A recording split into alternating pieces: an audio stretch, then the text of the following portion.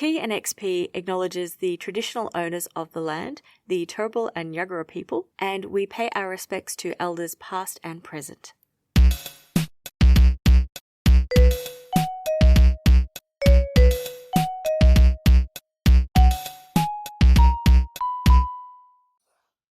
Welcome to T and XP, a couple's cozy gaming podcast. We're feeling cozy and we hope you are too. My name's Alexander. And I'm Erin. T and XP is like a book club for cozy video games. And today we're going to be looking at The First Tree, a game that asks, what does the fox feel? Ugh. I've been sitting on that one all week. I'm so happy with that. That is a terrible joke that only a tiny slice of people are going to get, but I love it. Okay, now I'm going to get my head in the game. Okay, so I also want to jump in and let people know that there are themes of death, grief, and loss in this game. And it's perhaps playing the game, not necessarily talking about these ideas, that could be upsetting. But if you're not in the right frame of mind to hear about these topics, consider skipping this episode or coming back at a later time. Do you want to introduce the game or shall I? Go for it. Okay. The First Tree is a 2017 exploration game designed, developed, and published by David Well. Yeah, it's weird to see like a one-man band like this, who's like developing and publishing. I think the only other one I've seen is maybe Stardew Valley? Maybe. Yeah, but I said I was going to let you talk about this. So. No, it's okay. It's okay. There is another. Oh no, we're it's just like we're 2 minutes tonight, in and we're just making terrible Star Wars jokes. Okay, back to David.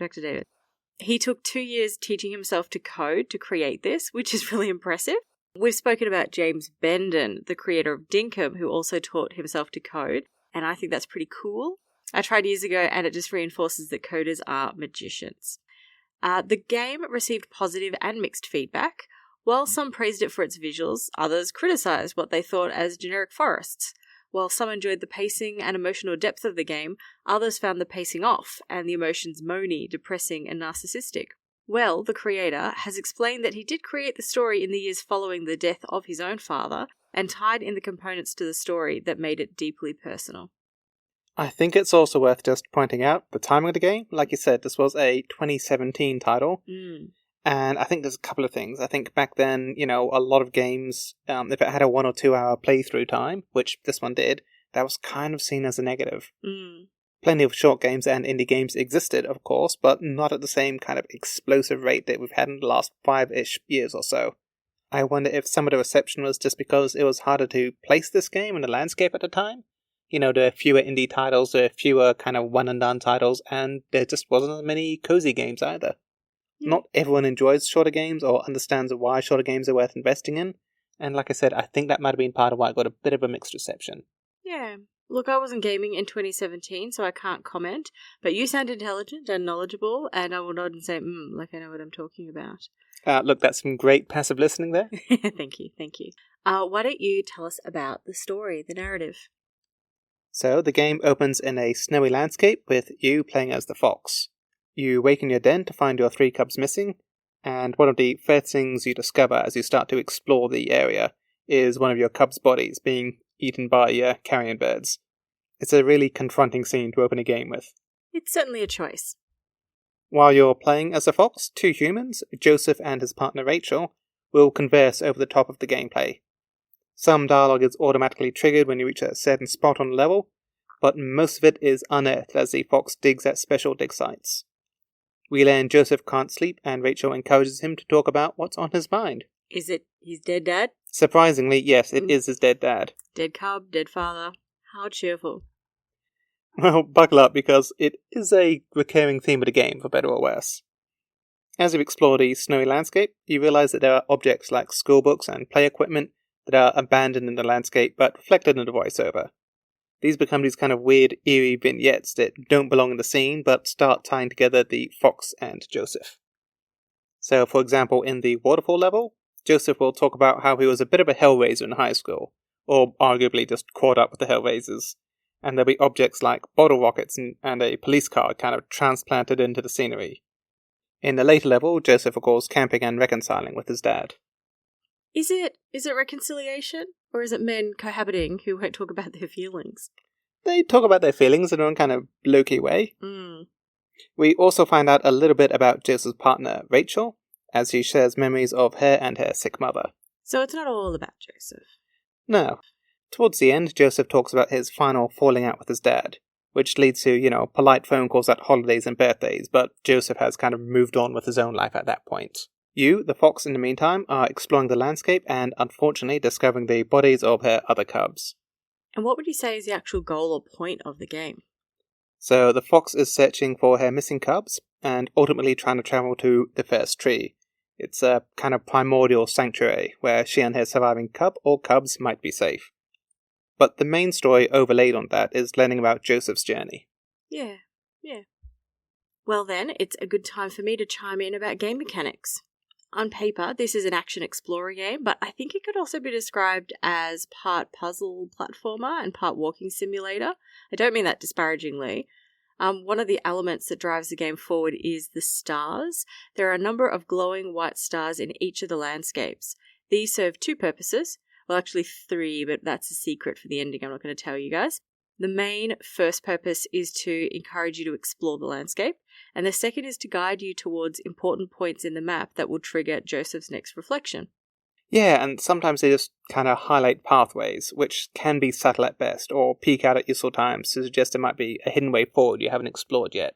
Yeah. I like that it did, so sometimes they have like 3 in a row laid down to point in a certain direction. Sometimes it's just hard to see like a tunnel entrance because the textures can be a little bit flat, so it helps with that. Yeah. It's very clever, but it is worth pointing out, don't you think, that for most of the game, the exploration actually feels very non-linear. You are usually popped into a landscape with not much to go on, unless there's an obvious canyon you're moving through. The only other guides are gentle pillars of light that denote a voiceover trigger point. This can make navigation challenging at times. Some areas have colour and texture changes on the ground that help, but it's quite an open world. I had a few moments of, am I exploring or am I lost? Yeah, I had the same thing because they're such big environments and sometimes it's a long distance between like points of interest. And you don't know if you're just walking into an empty corner of the map or whether you're doing what you're supposed to be doing. Yeah. Apart from that, your fox can walk, run, jump and double jump. At the voiceover trigger points, you can dig in the ground to unearth Joseph's next memory. I did also like how each level has its own unique mechanic. So one level has helpful butterflies which kind of launch you into the air, and another has these 3 beacons you need to activate before you can progress further. The extra elements I thought just, keep things interesting, and they also tie in quite well with Joseph's story. So again, in the second chapter, he's talking about joyriding in his father's ute, or pickup truck, because I guess it's in the States. Mm-hmm. And he says that he's feeling like he was soaring on borrowed wings. But he also talks about feeling trapped in his hometown, and says that it feels like there's this huge wall he had to climb over to escape. The jump boosting mechanic ties in with this, borrowed wings and scaling this impossible wall. I actually thought they did a pretty good job theming each level to parts of Joseph's story like that. Okay, tell me more about Joseph then. Joseph is the unseen major character in the game. He's going through the recent loss of his father, and this kind of takes place between the death of his father and the funeral. He had a strained but not traumatic relationship with his dad. They both cared about each other, but through Joseph's reflections, it's clear that his father didn't really know how to navigate the years of parenting a teenager on his own. He was a widowed father running a busy business, and didn't have a lot of time to actively parent. Meanwhile, Joseph tells of how, as a teenager, he was often frustrated with his father for all sorts of reasons. The absences, the isolated home, the expectations he'd take on the family business. Now, as an adult, Joseph is looking back and realizing that his father sacrificed a lot for him. And while he doesn't regret following his own path, he's also plagued at remorse, at having left it too late to make amends with his dad. Yeah. I guess like so many family sadnesses, Joseph is in two minds about how he should feel at that moment in time. I found that, I felt like he was still feeling lost and directionless even though he had found Rachel. I suppose I should mention Rachel too. Initially she's just sort of there to prompt Joseph along and encourage him to talk about either his memories or this weird vivid dream of a fox. But she does get a bit more presence later in the game. When Joseph starts to shut down a bit, she talks more about her own childhood, accompanied with a great mini-level of her own, and she starts taking a much more active role in the conversation, helping Joseph to come to terms with his father's funeral rather than just being a passive listener. You get a sense that they're two lost souls who manage to find and help heal each other. Okay, also, this isn't really explored in the game, but I need to get it off my chest. She had, actual issues in her childhood, but still listens to Joseph with this kind of saintly patience. I get that childhood trauma isn't a competition, but Joseph's talking about how his dad kept making him wooden toys even when he was too old for them. And Rachel is just sitting there biting her tongue like, yeah, that must have been tough for you. Yeah. She is a great character for Joseph to talk to, but would you count the fox as a character? I would. Yeah, me too. I think, even though the fox doesn't have the same depth of character, we know it's grieving its cubs. The fox is sometimes guided by a wolf silhouette in the distance or taunted by a wolf silhouette in the distance, if we assume that, I don't know, I thought it as a guide and you didn't. Yeah, I thought the wolf was a bad guy, or at least a bad omen. He's surrounded by this evil black fog and tends to appear in time with dramatic stings and plot twists in the narration. I don't know, I just sort of always saw him on the distance and I just saw him as a guide, and it wasn't until you said he might have killed the cubs, so I was like, oh yeah. A bit thick. And the game begins with Joseph telling Rachel about the dream with the fox, but then later on Rachel says perhaps the fox is a gift. Right at the end of the game, there's yet another way you could interpret the fox. I see him as sort of a guide for Joseph, as recounting first his dream, and then all the thoughts about his dad that are on his mind leads him to reflecting on their lives together. While we're talking about the fox, should we talk about the visuals? Yeah, the classic red-orange fox really stands out in all the snowy forest volcanic landscapes that it travels through, and there's this layered papery look to part of the landscape. Yeah, it's a bit like origami. Yeah, and David Well uses light and shadow really well. There are some gorgeous light flares, and there's some dappled shadows. I found that sometimes in the first level with the snow, that the light and the stars and the light pillars, denoting a voiceover spot, could all get a bit glary, and, was it something or was it snow blindness? I don't know. But I think it was done on purpose to encourage players to explore thoroughly in the early stages of the game and thus learn about how it was played. I thought the landscape was quite lovely. It's not super detailed, but parts of it are, real enough, and they've done a good job with the layouts. My favourite was obviously Rachel's level, which is this beautiful midnight blue of water and a starry sky above, and it's just a really nice change of scenery. It was. And a nice change in that moment in the game as well. Yeah. I did mention in mechanics that there are lost or abandoned objects in the landscape. We're drawn to them as their points of humanity in this largely natural landscape. They are often reflected in the storytelling, but they don't trigger narrative and you can't interact with them. I don't know why, but I found this a bit of a letdown. They seem like they're going to make something happen, but they generally don't. There's a couple of children's balls that you can push down the hill and you can climb on larger objects, but it's something I was interested in, and outside of the voiceover tie-ins, they talk about a school memory and then later you see something from a schoolyard, but they didn't actually do anything. Do you want to talk about music and sound? Yeah, I do. A lot of music is piano music. It's soothing, it's tranquil, and it can be described as an energy level above piano music for sleep, but below a Jane Austen soundtrack. And it's your fault that I can even make that comparison. You have made me watch so much Jane Austen. Made you. There's a lot of birdsong and wind rustling in the tree noises too, which are also quite soothing and natural. Yeah. Even the title screen had a really lovely loop of birdsong and wind that I had on while I was actually preparing for this episode, and it was very meditative. I did wonder why the playtime was so high. Because, I saw this a total of 9 hours, and it's it took me 2 hours to finish this game. Did Erin need 7 hours to play the same game? Erin really struggled with this game, yes, yeah.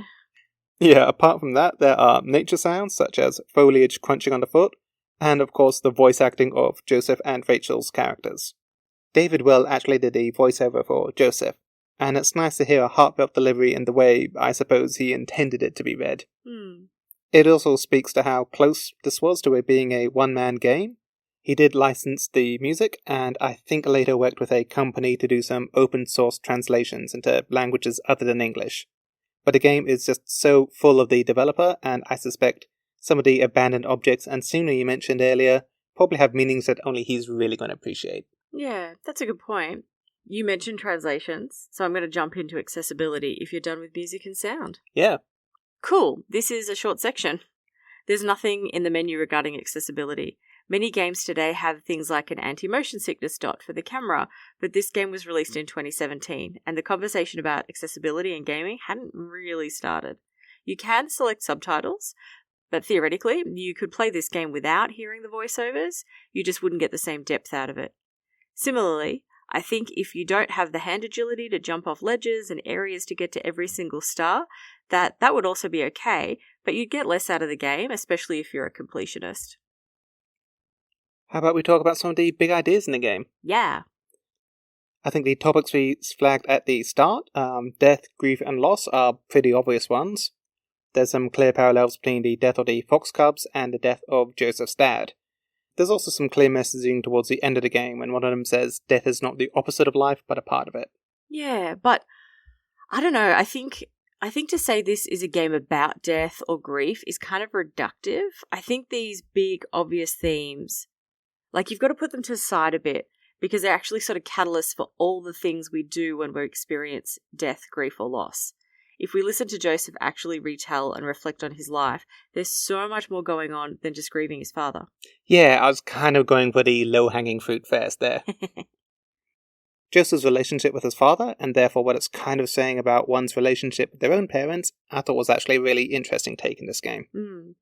I think that it had a good take on the complexities of a father and son relationship, without descending into over-the-top melodrama.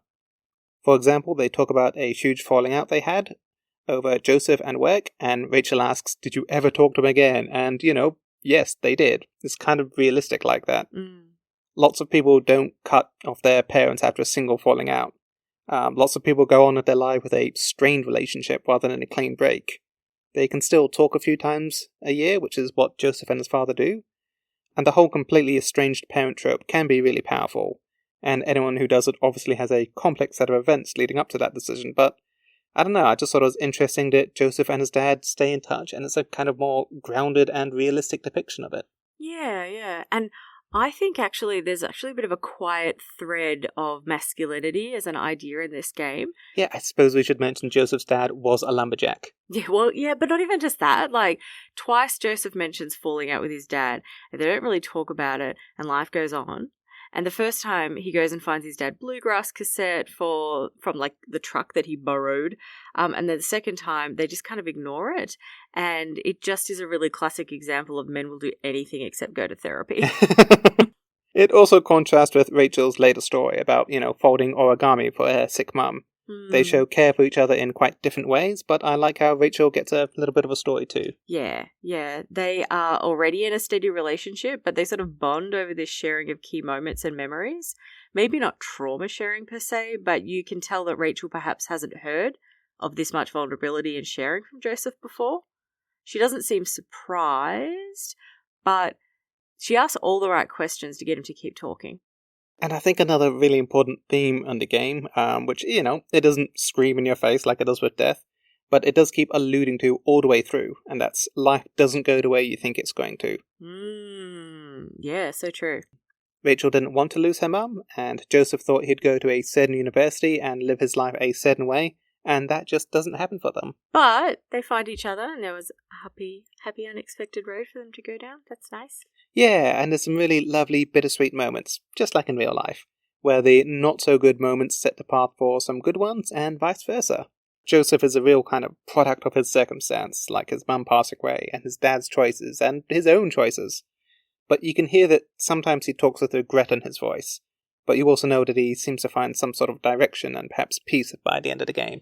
Yeah, and this, Alex, all these ideas, they tie back together just so deliciously, We have these big three ideas at the start, like death and grief and loss. And then all these little interesting ideas come from the actual living through death and grief and loss. And he's feeling nostalgia and regret and sadness and bittersweet and remorseful. And then right at the end, we're reminded that we're the ones alive and continuing and looking out for each other. And it sounds so simple, but I think it's rather well done. Yeah, I'll be honest with you. I was ready to hate this game when you were trying to describe it to me. And it's like, oh, no, there's a fox, but the fox is a dream. And it's also like a metaphor for grief. And it's like, oh, sounds great, sweetheart. And call me sweetheart. Yeah, I don't think I've ever called you sweetheart. But anyway. Yeah, no, I actually thought they did a really good job of it. And we're not going to spoil the epilogue, but do play to the end because it's great. One of the characters near the end asks if the first tree taught the world about life, what could it do for us? And again, I don't want to talk too much about the epilogue and the actual tree, but it's a nice question to reflect on, and you will know more once you reach a certain point in the game, and we will leave it there. Yeah. So I was wondering what other games were like The First Tree, and honestly, it's quite a hard activity to do. It really depends on what part of The First Tree you want to see in another game. Yeah, if you want more games that explore death in a cozy setting, then Gris or Spiritfarer are good options. We reviewed Gris in Season 1, and it's a beautiful, wordless puzzle platform that explores a character who has lost someone. Spiritfarer is one we haven't discussed on the podcast yet, but it's about a character helping people find peace before they cross over to the afterlife, while learning more about themselves as well. Yeah, I'm looking forward to talking about Spiritfarer in the future though. It's a great game, and I think if you want a game that looks at the loneliness and the isolation we sometimes feel despite living our lives or living a life of connection, I'd recommend The Last Campfire. It's a gentle puzzle-based game that's a very tender example of that. And another I would mention is Arise, A Simple Story. It's about a man reflecting on his life, and you play through key moments he experiences. Both games center on lonely characters finding their way and have stories that are told in this clever but not going to spell it out for you way. If we're just talking about game mechanics alone, I think Firewatch is a great little walking simulator, where you play as a ranger looking out for fires during a hot summer in a national park, whilst uncovering some unsettling past events which had happened there locally. Yeah. If we have any American listeners, be sure to support your local national parks in these trying times. Leave no trace. Hug a ranger with their consent. Follow the signs. I know you've got a lot of love for the United States national parks, but let's save that for its own special podcast. Yes, that new podcast Yes. I'm starting it with all my free time. There are a lot of animal games out there, but one I'd recommend that's maybe not as cozy but captures the single animal against the world feeling of The First Tree is Stray. You play as a cat who is sort of the last organic creature in an Earth now inhabited by robots. There's lots of exploration, like The First Tree, but there's more to explore and more tasks to do. And rats.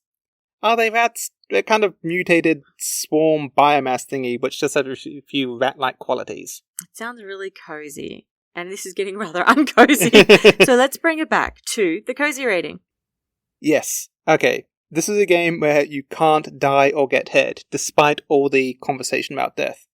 Also, the mechanics are pretty simple to learn, and the visuals and art are lovely, but of course, you can't deny that it does talk about death for 2 hours, including the death of baby foxes. Yeah. Look, this is a solo game, but there actually was a really lovely shared sense of responsibility at the end of the game that I will not spoil here, but is one of those moments that makes you realize that some of the lovely positive impact a game community can have. Okay, I will have one small spoiler about the epilogue here, and that's that the game developer will ship you a live fox when you finish the game. I still don't even know where he got our address. That's the spoiler. You just get a fox in the mail. Yes. I don't even think fox ownership is legal in our state. They're a restrictive invasive species that we are obligated to report to the local council, Alex. But we could keep him and call him George in honour for my love of Wes Anderson films. I was going to call him Alex the Kit in Miracle World. Okay, look, you need some really specific video game and fox knowledge, but that was incredible and hilarious, and you're welcome. I'll take your word for it.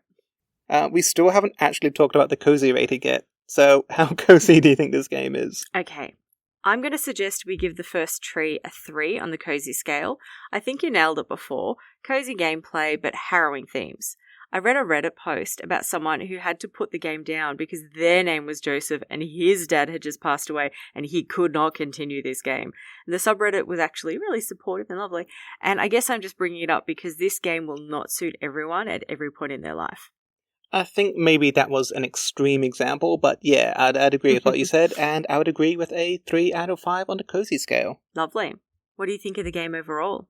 I like the game. I know it got some mixed reviews, but I think it tried to do something different and clever and unusual at a time when not many people were trying it. Okay, so The First Tree walked so other emotionally devastating games could run. Exactly. I think the mechanics could be clunky. There's nothing there which is going to ruin your day, but again, it just wasn't as kind of slick and polished as a lot of proper platforming games.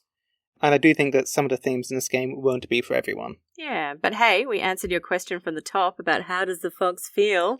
Sad. It feels really dang sad. I know this is a short game, about 2 hours, depending on how much you explore for stars, but I would have liked a bit more to do while exploring and listening to Joseph and Rachel talk. I think the point is to listen and understand, but sometimes sometimes it felt a bit like I was walking to one point, walking to the next point, and I didn't really feel like I was doing anything. Listening carefully or being extra observant of the landscape didn't really reward you with anything. And so what would you give the game? I think I'd give it a 3. I think I'd give it a 3 as well. Like I said, some of the mechanics were a bit clunky, and I agree with what you said about the levels. I know this is going to be maybe a bit of an unpopular take. I'd have actually liked it to either be a little more linear, or just have a bit more filling in there, so you weren't just wandering through a big empty map hoping you were going in the right direction for so long. Yeah. And on the SABCD ABC XYZ scale? Look, okay, I'm going to give it a C, but still play the game anyway. It's a great little game. Yeah. It's really worth, as I said, we're going to review anything we don't like. Yeah. Yeah, absolutely. You're just not going to have that jolly fun that you're going to get out of, like, running around in Dinkum fighting crocodiles and stuff. Yeah, no, we just say this so you can manage your expectations, but we still recommend you play the game. That's all we have for today. Thank you for listening to T&XP, a couples cozy gaming podcast. We'd like to encourage you to follow our Instagram account, which you can find at T&XP Podcast. And if you like listening to us, then rating, reviewing, and following are all really helpful in ensuring like-minded cozy people find us. Join us next week for the Spanish adventure Alba, where one curious girl and her camera might just save the day. Until then, stay cozy. Like reminiscing about your dreams with someone you love. Aww.